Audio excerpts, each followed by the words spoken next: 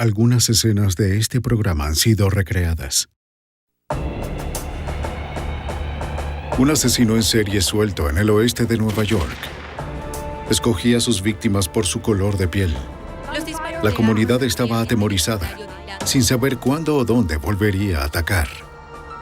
La única evidencia que dejaba eran los cartuchos de bala. Las autoridades locales buscaron la ayuda de un perfilador del FBI. Necesitaban detener la masacre racista antes de que el asesino acabara con otra vida. La evidencia se acumula, no tienen sospechosos evidentes. El centro de comercio es bombardeado. Ted Kaczynski es arrestado. Fugitivo a un prófugo.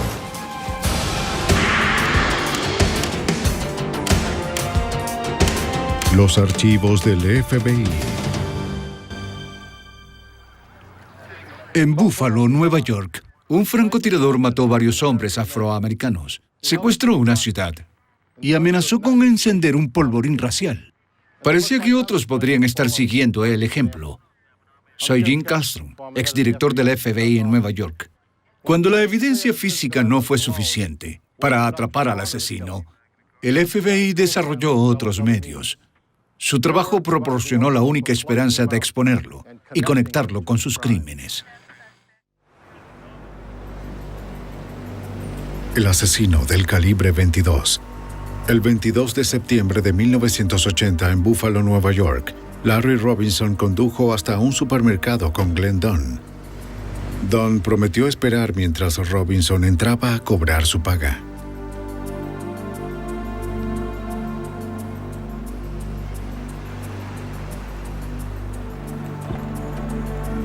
Mientras esperaba, Dunn decidió salir del auto para fumar.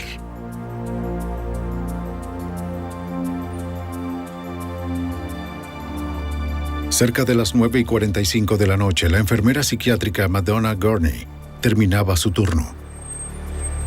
De camino a casa, decidió comprar comida. No lejos de donde estacionó, Gurney vio a Dunn inquieto en las sombras. Estaba sola y se sentía insegura. Hubo robos en el área y Gurney no quería ser otra víctima. Se dirigió a la entrada iluminada, donde pasó junto a otro hombre que parecía estar esperando por un auto. Me permitió cobrar en Gurney se sintió más segura adentro. Larry Robinson tuvo que esperar poco en la fila para cobrar su dinero.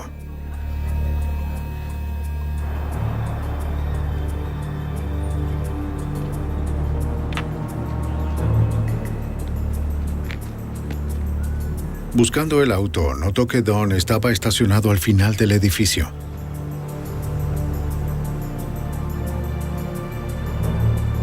Cuando Robinson trató de entrar, la puerta estaba cerrada. la puerta.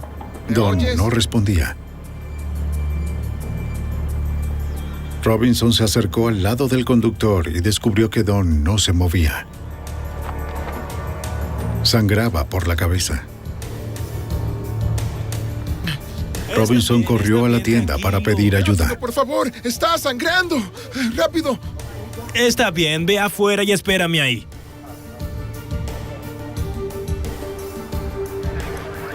Cuando Madonna Gurney salió de la tienda, notó la conmoción en el edificio y preguntó si podía ayudar. Dios, ¿puedo ayudar en algo? El guardia de seguridad le respondió que no era necesario. La situación estaba bajo control. Con 3 balas en la cabeza, Dunn estaba en estado crítico.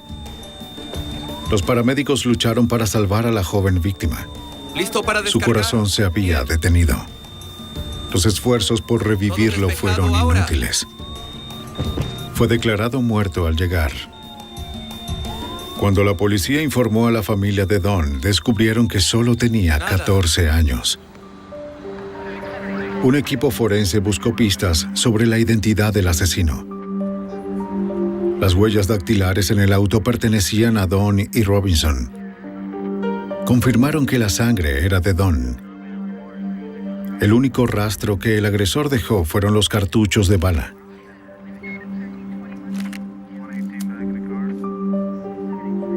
fueron disparados con un arma de calibre .22. Una revisión de la placa del vehículo reveló que la noche anterior había sido robado a un comerciante. La policía interrogó a Robinson. Les dijo que solo conocía a Don del vecindario y que no sabía que el auto era robado. ¿No tienes ningún tipo de Robinson idea dijo o que más información temprano él caminaba hacia el supermercado cuando Don llegó y se ofreció a llevarlo. No sé nada. ¿Por qué alguien Amigos y aparecería familiares dispararía confirmarían de la más nada? tarde que él y Don Quizás sabía apenas que se tardarías conocían. en la tienda, ¿no? Me encuentro en el supermercado Tops, lugar El crimen ya era noticia. esta noche. Los vecinos indicaron. Cuando se hizo público, Madonna Gurney regresó a casa del supermercado aún preocupada por el No incidente. revelan el nombre de la víctima, pero confirmaron que es un residente local de 14 años. Había un hombre que estaba cerca. Gurney se indignó al saber que un niño había sido asesinado en el estacionamiento. Decidió llamar a la policía a la mañana siguiente para ver si podía ayudar. Me hace querer ayudar. El detective de homicidios de Buffalo, John Regan, pensó que el asesinato pudo ser causado por unos robos de autos. Al explorar el origen del auto robado y los posibles responsables del robo, se hizo evidente que este no era el punto focal de la investigación. Para buscar pistas, la policía entrevistó a los residentes cercanos con la esperanza de que alguien haya visto el tiroteo. Un oficial uniformado encontró un testigo dispuesto a cooperar y llamó a un detective para interrogarla. ¿Qué tenemos? Barbara Wozniak vivía al lado del supermercado.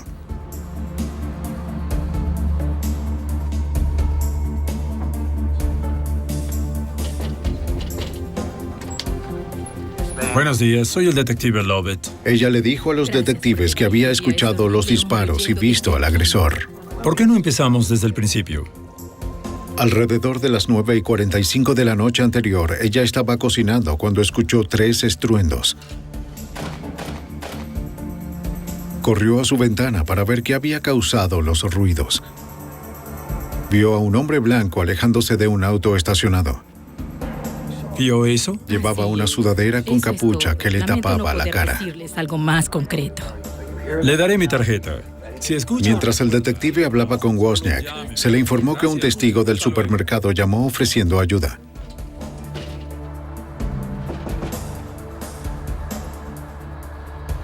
Era la enfermera psiquiátrica Madonna Gurney. Sí. Lo llamé principalmente porque la noche anterior mataron a un niño de 14 años en ese auto. Y todo lo que pude pensar en ese momento fue que soy madre. Si alguien matara a mi hijo, querría saber quién lo hizo. Gurney contó lo que había visto esa noche en el supermercado, esperando que fuera de ayuda. Y otra cosa, ¿no pudo ver bien porque tenía una bolsa? Cuando llegué, noté a un hombre parado debajo del poste, cerca del límite del estacionamiento. Cuando salí del auto, caminé rápido para alejarme de él, pensando que estaba sola, estaba oscuro. Sí, él estaba ahí parado, probablemente no hacía nada bueno. Ansiosa, Gurney buscó a otras personas que pudieran ayudarla si fuera víctima de un crimen. Mi primera reacción fue, hay alguien más aquí. A medida que me acercaba a la puerta y pude ver mejor quién era, en ese momento pensé, si algo me sucede, no me será de mucha ayuda porque se ve muy desorientado o incluso también luce muy atontado su cara, por lo que no me impresionó. Ella lo describió como un hombre delgado y blanco con cabello oscuro que sostenía una bolsa de papel marrón. Llevaba gafas de metal y una sudadera con capucha que ensombrecía sus rasgos. La descripción parecía prometedora, ya que el testigo anterior había descrito a un hombre similar huyendo de la escena. Los detectives esperaban que Gurney pudiera proporcionar detalles para un boceto. Después de hablar con Gurney, los detectives de Buffalo se enteraron de un tiroteo similar en el suburbio cercano de Cheektowaga. La víctima, Harold Green, de 32 años, fue llevada a cirugía de emergencia cuando los detectives llegaron al hospital. Su situación era crítica tras recibir un disparo en el lado izquierdo de la cabeza con balas calibre .22. ¿Está con la familia Green, señora? Los detectives encontraron a su esposa en la sala de espera y la interrogaron. Su marido se detuvo en un restaurante de comida rápida. Estaba dentro de su auto comiendo su almuerzo, cuando un hombre blanco encapuchado se acercó y disparó. Cuando una empleada escuchó los disparos y vio al hombre salir corriendo de la escena con una bolsa de papel marrón, llamó al gerente.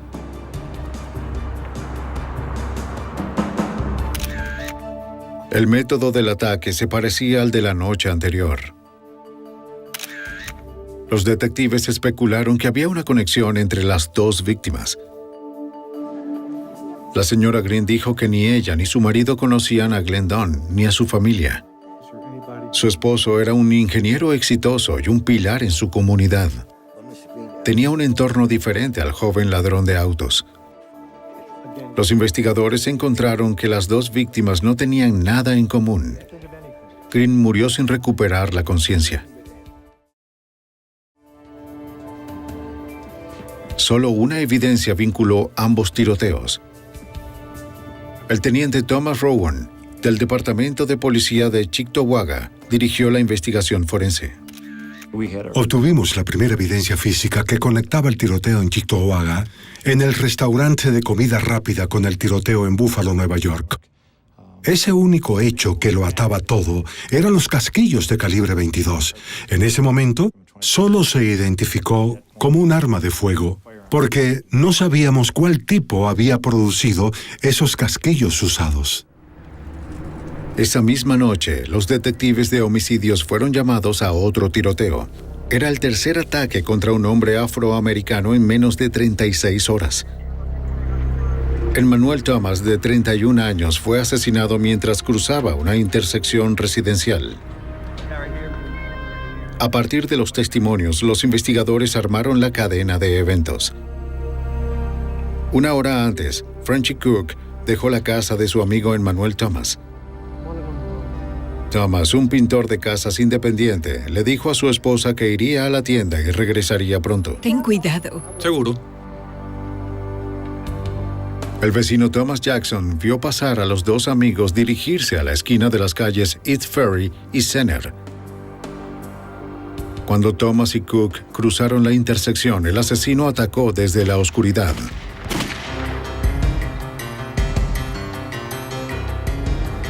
Con una pistola oculta en una bolsa de papel, le disparó a Thomas varias veces en el lado izquierdo de la cabeza. Thomas se desplomó sobre el pavimento. Frenchy Cook estaba en shock. Nunca vio al agresor acercarse. No conocía a nadie que quisiera matar a Emmanuel Thomas. ¿Vives por aquí, hijo? Un testigo adolescente que vio el tiroteo desde el otro lado de la calle describió al sospechoso como un hombre blanco encapuchado de aproximadamente 1.70 metros. El equipo forense recuperó cartuchos de calibre .22 que se parecían mucho a los encontrados antes. Fueron enviados al laboratorio para su comparación. Los detectives no tenían más que seguir. En este caso en particular, teníamos dos denominadores comunes. Teníamos hombres negros y teníamos un arma calibre 22 que se usaba para matarlos. Aparte de eso, no había conexiones entre las víctimas, ni colectiva ni individualmente, ni conexión con un tirador. Sorprendidos, los investigadores se dieron cuenta de que Buffalo tenía un asesino en serie suelto. La policía no tenía pistas y solo un motivo aparente. El fiscal de distrito John DeFranks fue llamado para monitorear el caso. No descubrimos evidencia de que hubiese un motivo de robo. No descubrimos evidencia de que se tratara de una situación de enemistad entre el atacante y la víctima. Solo sabíamos que era un asesino que les disparaba a personas al azar en función de la raza. Con la identidad desconocida del asesino racista, la prensa lo apodó el asesino del calibre .22. Ya se encontraba al acecho de su próxima víctima.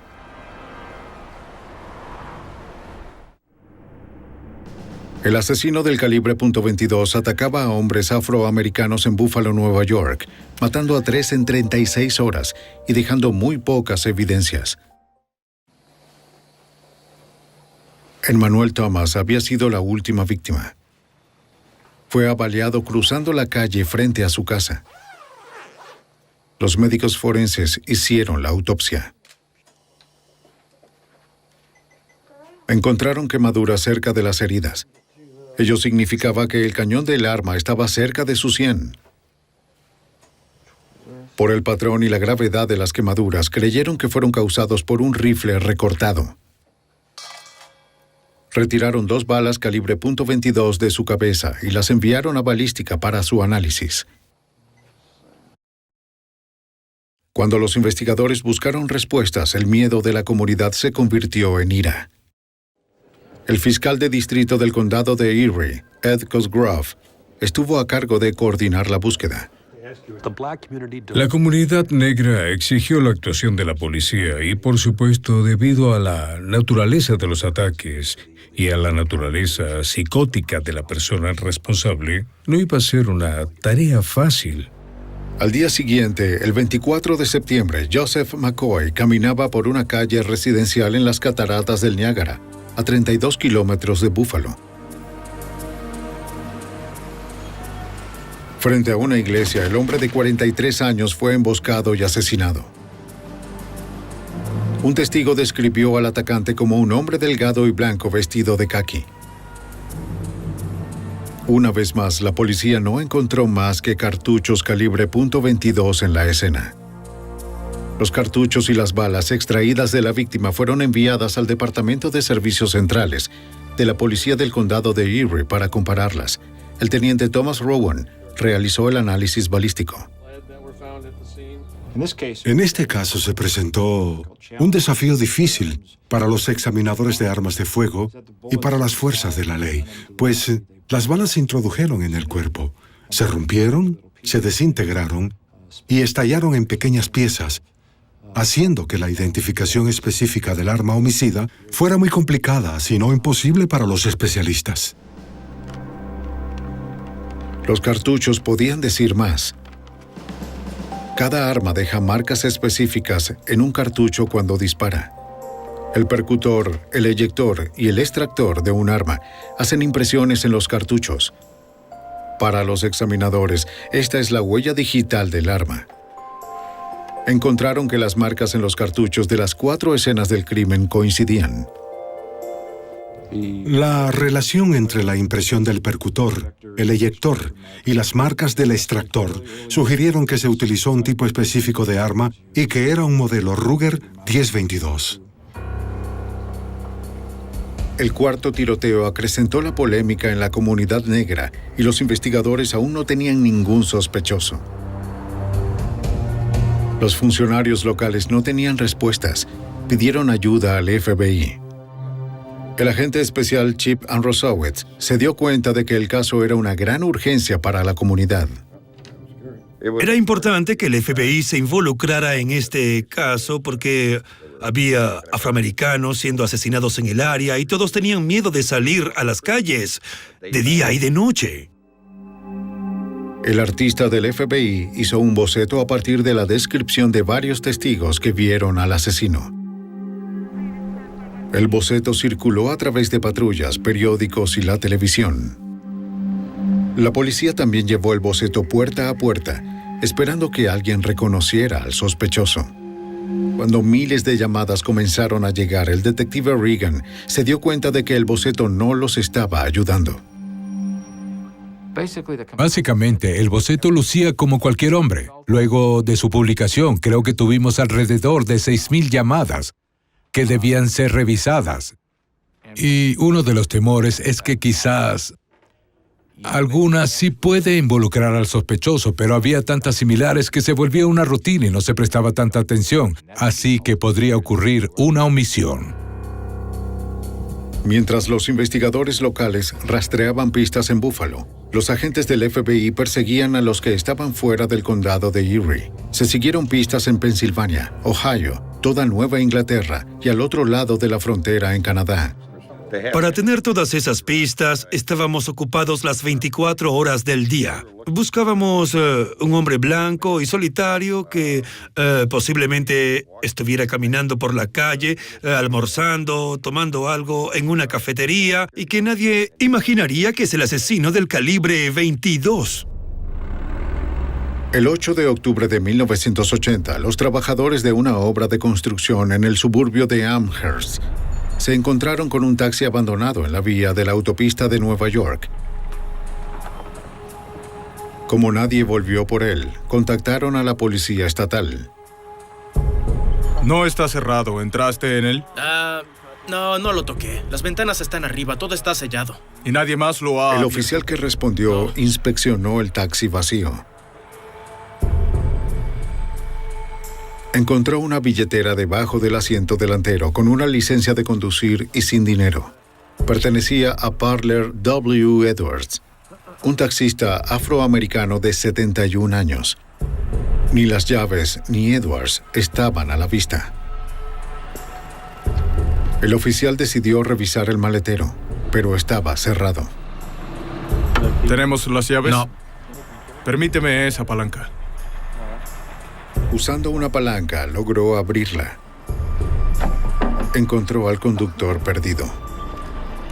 Parler Edwards fue brutalmente golpeado hasta morir en un estacionamiento en la ciudad de Cheektowaga. Encontramos trozos de su cráneo, partes de su boca, dientes que fueron removidos y una gran cantidad de sangre. Antes de arrojar el cuerpo de Edwards al maletero, el asesino también abrió el pecho del conductor y le quitó el corazón.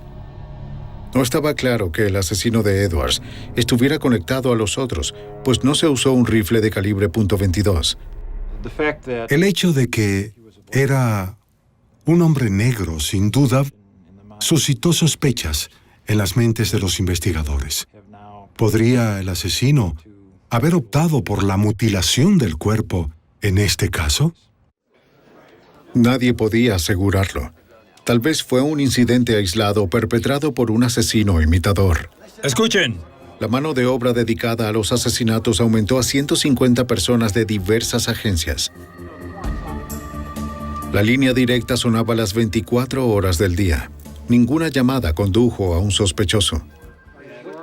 Con la presión de la comunidad en aumento, la frustración para el agente especial Richard Ferry crecía. En este caso teníamos varios crímenes. No teníamos evidencia para indicar quién era el responsable. Y para un investigador era extremadamente difícil aceptar el hecho de que no estábamos logrando encontrar nada para identificarlo. El 9 de octubre, un trabajador conducía hacia un área del muelle en la ciudad de Tonawanda, a solo unas millas de Buffalo.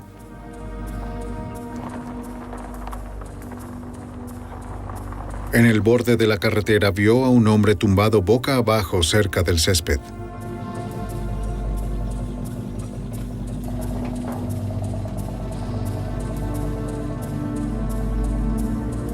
Se acercó y notó que el hombre no estaba respirando.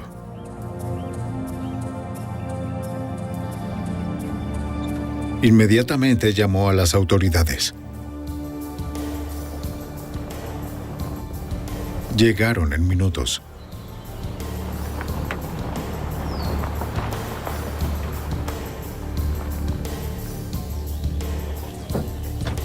¿Qué encontraron? Los investigadores identificaron a la víctima como Ernest Jones, de 41 años. Al igual que Edwards, Jones era un taxista a quien le cortaron la garganta y le rasgaron el corazón antes de trasladar su cuerpo a un lugar remoto. Era el sexto hombre afroamericano asesinado en Buffalo en menos de 3 semanas. Las autoridades estaban desconcertadas, con poca evidencia para guiarse. No estaban seguros si solo una persona era responsable de los 6 homicidios. Solo un aspecto vinculaba los primeros 4 tiroteos con la muerte de los 2 taxistas. Básicamente se tenían los 4 tiroteos que claramente estaban vinculados, los 2 taxistas que están vinculados entre sí, pero no necesariamente a los otros.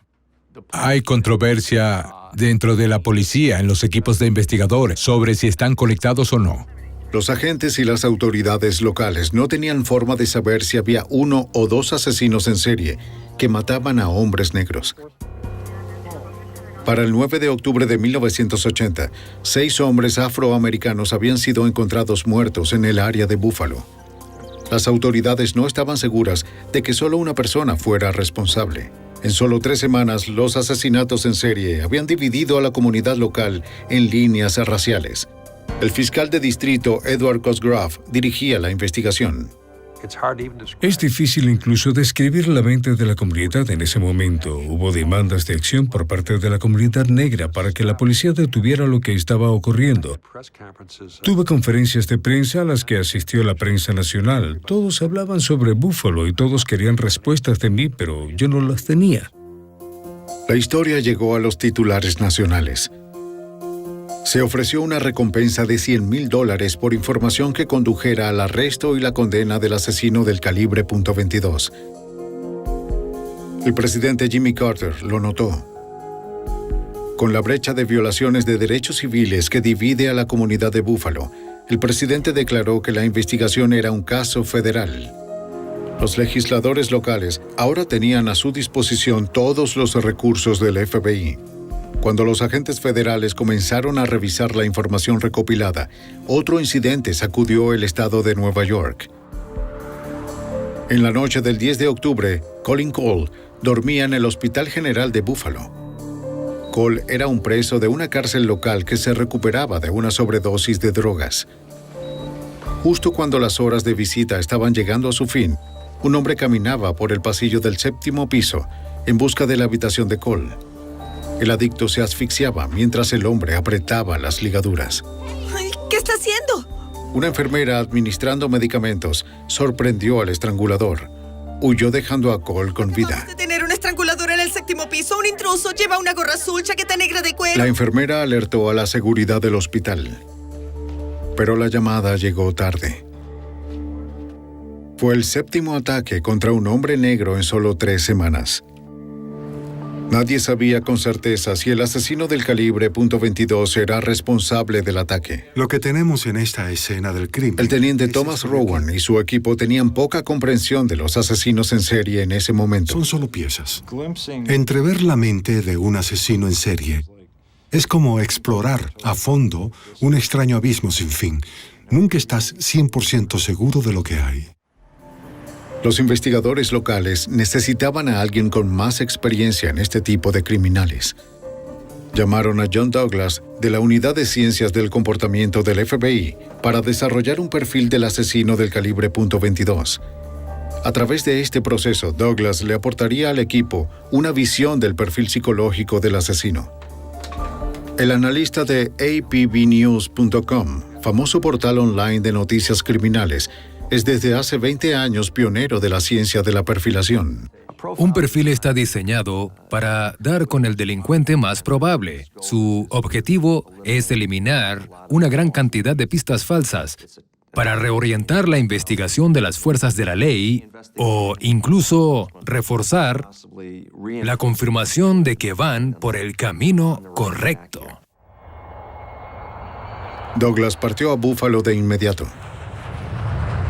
Durante el viaje se familiarizó con los archivos del caso. Debo ponerme en el lugar del atacante y en el lugar de la víctima para entender lo que realmente ocurrió durante el asalto. Debo preguntarme por qué. ¿Por qué esta víctima? Confirmó lo que creían los investigadores locales. Las únicas conexiones entre las 6 víctimas eran su raza y sexo. Eran hombres negros que habían sido elegidos como objetivos por al menos un asesino. El sobreviviente Colin Cole no fue una víctima aleatoria, ya que lo habían buscado en el hospital. No sé qué decirte, lo que tenemos... El generador de perfiles creía que el atacante de Cole era como mínimo un imitador racista, no necesariamente responsable de ninguno de los asesinatos. Douglas necesitaba seguir investigando. Tuvo que recrear meticulosamente cada asesinato a partir de la evidencia. Al revisar los 6 ataques, se buscaron características de comportamiento que podrían atribuirse a un solo delincuente. Cuando se busca a un asesino en serie, se buscan sus patrones y su firma. La firma es algo que hace el delincuente, un comportamiento repetitivo que es necesario para el sujeto, una especie de ritual. Douglas encontró que el comportamiento en los 4 tiroteos era similar. El asesino del calibre .22 sorprendió a personas aleatorias, disparó con rapidez desde una corta distancia y luego huyó antes de que murieran. La firma del asesino era un estilo de ataque fugaz. Los asesinatos de los taxistas no se ajustaba al patrón. En esos 2 casos, el asesino golpeó gravemente a las víctimas, las mutiló y luego las dejó lejos de donde las había matado. El asesino pasó mucho tiempo con los cuerpos, incluso después de morir. Para Douglas, esto sugería 2 asesinos diferentes. Hay diferentes tipos de asesinos en serie. Unos son muy personales, otros tienen un estilo más impersonal. El tipo personal quiere ver a la víctima a los ojos.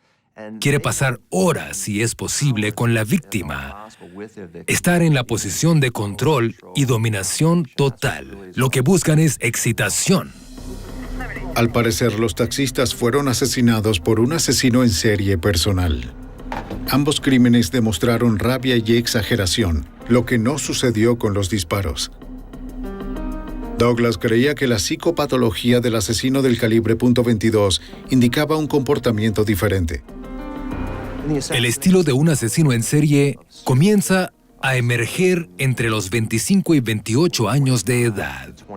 En realidad, la forma correcta de describirlos no es como una personalidad antisocial, sino asocial, más bien reservados. Generalmente se obsesionan con las armas. Pueden tener muchas armas en su posesión. Probablemente estuvo en el servicio militar.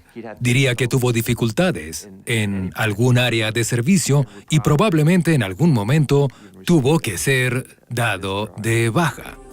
Parecía que el oeste de Nueva York tenía 2 posibles asesinos en serie haciendo de las suyas. Douglas reportó sus hallazgos a los investigadores locales. Debido a que la técnica del perfilado era nueva en 1980, algunos tenían dudas sobre su credibilidad. Algunos interpretaban esto como algún tipo de brujería. Decían, ¿cómo puedes determinar la edad del delincuente?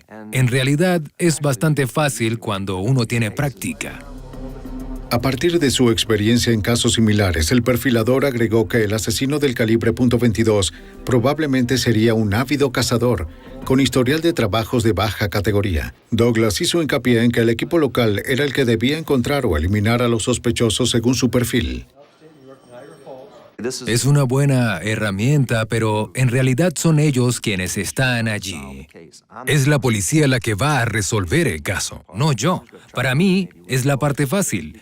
Voy a tratar de ayudar, hacer un retrato del delincuente, pero es la policía quien debe tocar las puertas hasta dar con el sospechoso.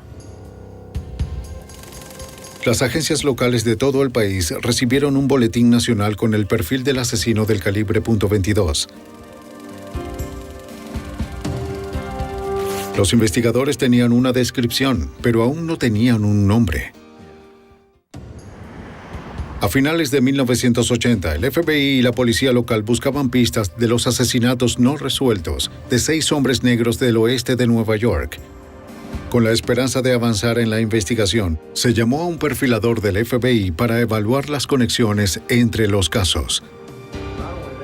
Creía que era posible que hubiese 2 asesinos racistas responsables. Se interrogó a 2,000 sospechosos, pero la policía no hizo arrestos.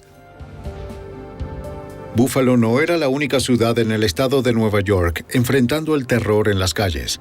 A 400 millas al sureste, en la ciudad de Nueva York, un atacante aterrorizaba a Midtown con un cuchillo. El viajero Ivan Fraser fue víctima de un apuñalamiento en el metro a días de la Navidad. Bloqueó el ataque con su brazo, sobrevivió y reportó el asalto a la policía de Nueva York. Entiendo. A la 1:25 de la tarde, Ivan Fraser notó que otro pasajero hablaba con una mujer atractiva. Para Fraser, el hombre estaba tratando de enamorarla. La mujer parecía molesta y se levantó para salir en la siguiente parada. Fraser volvió a su artículo.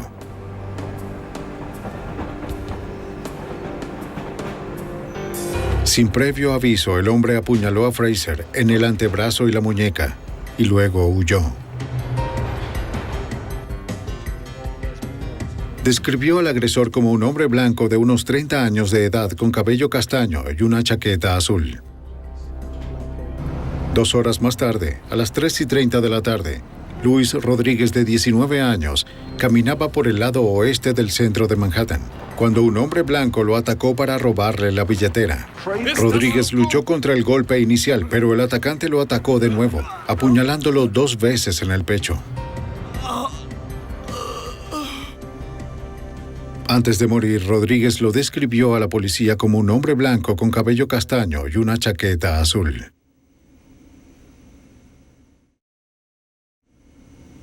Tres horas después de Rodríguez, encontraron a Antoine Davis muerto a puñaladas frente a un banco de Midtown. A las 10:35 de la noche, Richard Renner murió frente a un hotel en la calle 49. También fue apuñalado. A las 11 de la noche, el asesino estaba de vuelta en el metro buscando otra víctima. Eligió a Carl Ramsey. En la tenue luz, nadie notó el apuñalamiento. Con sangrado severo, Ramsey salió del metro. A medianoche estaba muerto. En menos de 24 horas, 4 hombres negros estaban muertos. La prensa de Nueva York apodó al asesino el rebanador de Midtown. La erupción de ataques contra hombres negros en Manhattan tenía muchas similitudes con el perfil del asesino del calibre .22. Los investigadores de Nueva York llamaron a John Douglas para que proporcionara un perfil del asesino. Hice un análisis. Cuando tracé el retrato de esta persona, era igual que el caso de Buffalo en Nueva York. Aquí teníamos unas características que se asemejaban al estilo de ataque a sus víctimas. Había una gran diferencia. El rebanador de Midtown usaba un cuchillo. El asesino del calibre .22 usaba un rifle. Ahora no tenemos el arma calibre 22, pero tal vez la razón por la que no tenemos esa arma es porque estamos lidiando con áreas muy pobladas. Si tienes un arma calibre 22, el sonido del disparo llamaría la atención. Douglas determinó que el comportamiento de la firma era idéntico. Con una pistola o un cuchillo, el asaltante atacó de la misma manera. A finales de diciembre, el fiscal de distrito Cosgrove se dio cuenta de algo más que reforzó la conclusión del perfilador. Durante ese periodo no hubo ningún asalto aquí en la ciudad de Buffalo. Estaba tranquilo con respecto a la actividad de ese asaltante del calibre 22.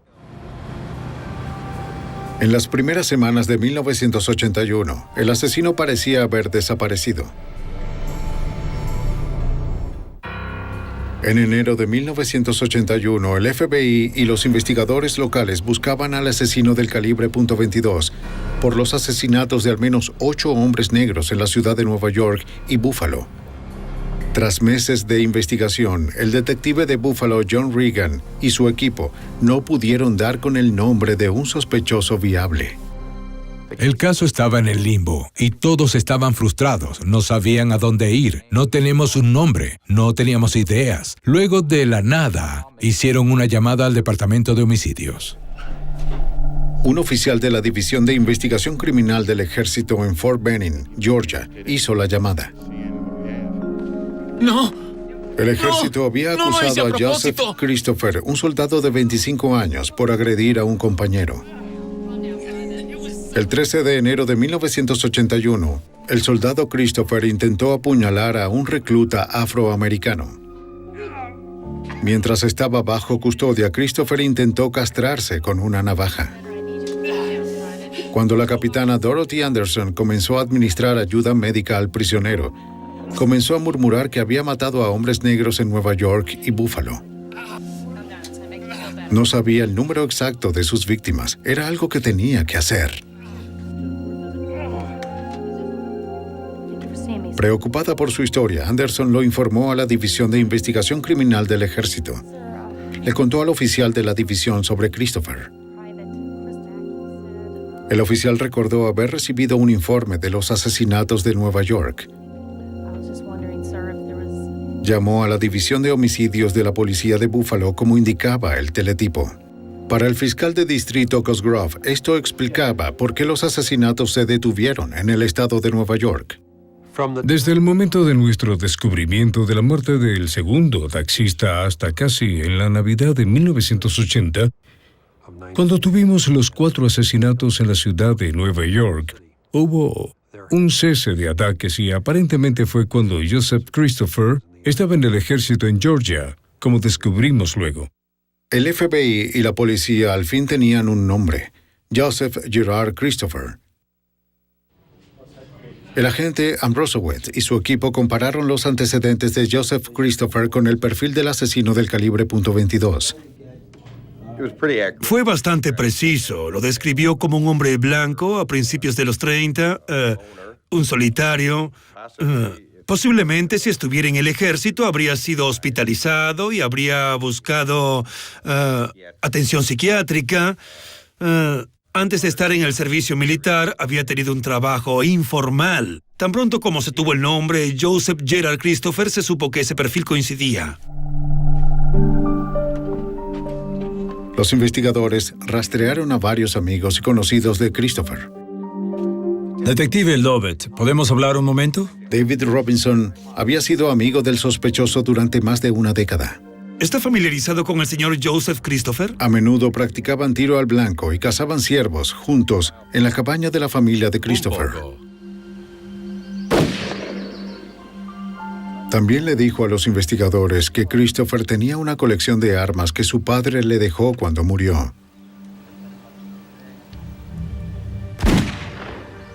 La colección incluía un rifle Ruger .22, pero Robinson nunca vio ninguno recortado.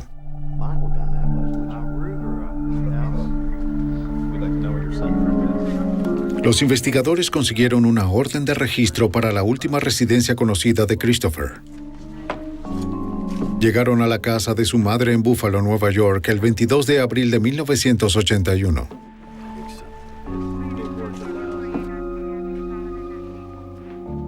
Parece que nuestro chico no es alguien ordenado. En la habitación de Christopher, el FBI recuperó lentes de monturas de metal y ropa color caqui que coincidía con los testimonios sobre el atacante.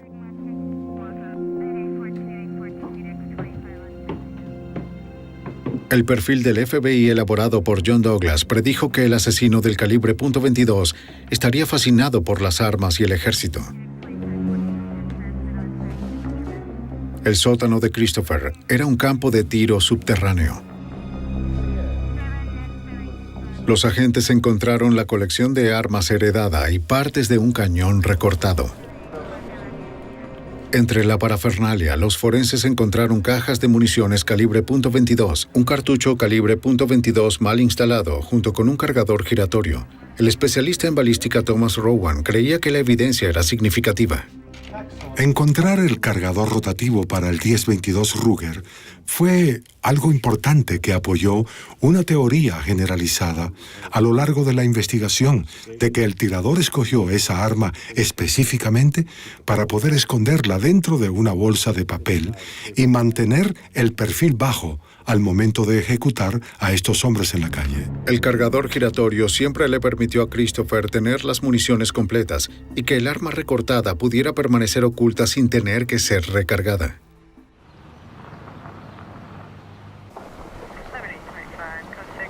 Una segunda orden permitió a los investigadores registrar la cabaña familiar en Ellington, Nueva York. ¿Qué opinas? Los detectives cavaron en el lugar donde Robinson les dijo que él y Christopher disparaban. En la excavación consiguieron 2 cartuchos con una marca única de percusión. La misma marca estaba en los cartuchos recolectados en las escenas del crimen. Los especialistas en armas de fuego del Departamento de Policía del Condado de Erie examinaron los cartuchos que encontraron en la casa y la cabaña de Christopher. Los compararon con los de las primeras 4 escenas del crimen. Llegaron a la conclusión de que todos los cartuchos fueron disparados con la misma arma. Con este enfrentamiento, el fiscal de distrito John DeFranks pudo lograr una acusación de un gran jurado. Los cartuchos hablaban por sí mismos. Pónganlos debajo del microscopio. Ahí tienen la evidencia. No puede ser alterado o contaminado. Joseph Christopher fue extraditado de Georgia y regresó a Buffalo, Nueva York, para ser juzgado. Los oficiales le pusieron a Christopher una máscara de esquí para evitar que los testigos lo identificaran en los medios. Le colocamos una máscara para evitar que testigos potenciales observaran su rostro en la televisión y luego basar su identificación en eso, en lugar de en su propio recuerdo. Bien. Uno de esos testigos clave fue Madonna Gorney. Ella había visto al asesino del calibre .22 la primera noche que atacó en el estacionamiento del supermercado. El 5 de mayo de 1981 confrontó a Joseph Christopher en una línea. Fue un poco aterrador. Estaba preocupada por la posibilidad de que cualquiera en la línea pudiera ver quiénes estábamos allí para identificarlos como sospechosos. Gorney estaba protegida por las luces que brillaban en los ojos de los sujetos. Fue capaz de identificar a Christopher en 2 líneas diferentes. Los agentes y la policía local estaban seguros de que tenían al asesino del calibre .22. Las preguntas sobre la capacidad mental de Christopher retrasaron el juicio. Sí, entiendo. ¿Ya decidieron En qué van a diciembre hacer de conmigo? 1981, un juez declaró a Joseph Christopher mentalmente incompetente para ser juzgado. Está bien. Fue remitido al Centro Psiquiátrico Estatal de Mid-Hudson, donde recibió tratamiento. El 17 de febrero de 1982, Christopher fue juzgado apto para ser procesado. El juicio comenzó el 6 de abril de 1982. La comunidad observó cada paso que tomó la fiscalía. Los medios informaron sobre este caso diariamente. A veces era minuto a minuto. Fue bueno para la comunidad porque querían respuestas, querían información. Y fue bueno para nosotros porque empezó a convencer a la comunidad de que teníamos a la persona y que los temores podían ser disipados. Un jurado estatal encontró a Joseph Christopher culpable de los asesinatos de Glenn Dunn, Harold Green y Emmanuel Thomas. Fue condenado a 60 años de prisión. Los fiscales nunca lo juzgaron por los asesinatos de Manhattan. Aún quedaba una pregunta. ¿Fue Christopher también el atacante de los taxistas? Aunque el perfil del FBI excluyó a Christopher como sospechoso, más tarde reveló detalles de las heridas de los taxistas que solo el asesino podría haber conocido. Queríamos asegurarnos en Buffalo y en el condado de Erie de que nosotros satisfacimos la necesidad de la comunidad de profesionalismo, minuciosidad, competencia y todas las otras cosas que la comunidad espera de sus policías y fiscales, y pudimos satisfacer esa necesidad porque tuvimos éxito. A través de la ciencia y el buen trabajo de detectives, Joseph Christopher nunca volvería a ser libre para matar. Pasó el resto de su vida tras las rejas hasta su muerte. Curiosamente, a causa de una rara forma de cáncer de mama masculino, a la edad de 37 años.